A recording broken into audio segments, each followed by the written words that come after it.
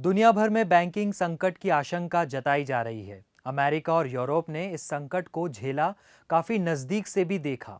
लेकिन reserve bank की एक रिपोर्ट बताती है कि भारत के बैंकों की स्थिति मजबूत है। रिजर्व बैंक ने किस आधार पर ये बातें कही, इस वीडियो में आपको बताएंगे। साथ ही बताएंगे हिंदू रेट ऑफ ग्रोथ क्या है, जिसका जिक्र पूर्व आरबीआई गवर्नर रघुराम राजन ने किया है। पहले आरबीआई की रिपोर्ट की बात करते हैं। आरबीआई के गवर्नर शक्तिकांत दास ने कहा है कि ग्लोबल बैंकिंग क्राइसिस के बीच भारत का बैंकिंग सिस्टम स्थिर है, मजबूत है। लेकिन कैसे पता करें कि बैंकों की स्थिति वाकई में ठीक है?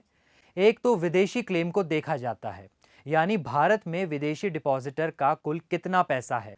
एसबीआई रिसर्च रिपोर्ट के मुताबिक भारत की बैंकों में विदेशी डिपॉजिटर का कुल 102 बिलियन डॉलर पैसा जमा है। यह दिसंबर 2022 का आंकड़ा है। अब ये कैसे पता करें कि 102 बिलियन डॉलर पैसा ज्यादा है या कम है? तो इसकी तुलना हम बाकी देशों से कर सकते हैं। इन 19 देशों की सूची में, जिसमें America, Britain, Australia, Canada, Japan है, इन सभी 19 देशों की तुलना में भारत में सबसे कम विदेशी क्लेम है। यानी ग्लोबल संकट होने पर भी भारतीय बैंकों से बहुत ज्यादा विड्रॉल नहीं होगा और ना ही भारत से कभी ग्लोबल बैंकिंग संकट शुरू होने की आशंका है। अगला है कैपिटल, यानी पूंजी, वो पैसा जिससे बैंक को चलाया जाता है। आरबीआई बैंकों का एक स्ट्रेस टेस्ट करवा चुका है। 2022 की फाइनेंशियल स्टेबिलिटी रिपोर्ट में इसका जिक्र है। रिपोर्ट में बताया गया कि बैंकों के पास पर्याप्त कैपिटल है। इसके बाद बैड लोन की स्थिति को भी देखा जाता है, यानी वो लोन जो लोग बैंक को लौटाते ही नहीं है। आरबीआई के मुताबिक बैड लोन के ग्राफ में गिरावट आई है। 2019 में बैड लोन 10% से ज्यादा था, फिर 2020 में 9% हुआ, 2021 में 7.5% और 2023 में यह घटकर 5% पर आ गया है। रिपोर्ट के मुताबिक ये आगे और घटेगा। अब इन आंकड़ों के आधार पर आप अपना ओपिनियन बना सकते हैं। अब बात करते हैं हिंदू रेट ऑफ ग्रोथ की। मार्च में आरबीआई के पूर्व गवर्नर रघुराम राजन ने कहा कि Bharat Hindu rate of growth की तरफ बढ़ रहा है। उन्होंने इसे देश के लिए खतरनाक बताया। रघुराम राजन ने देश के धीमी आर्थिक विकास, प्राइवेट सेक्टर में निवेश, बढ़ते इंटरेस्ट रेट्स और वैश्विक मंदी की तरफ इशारा करते हुए ये बात कही है।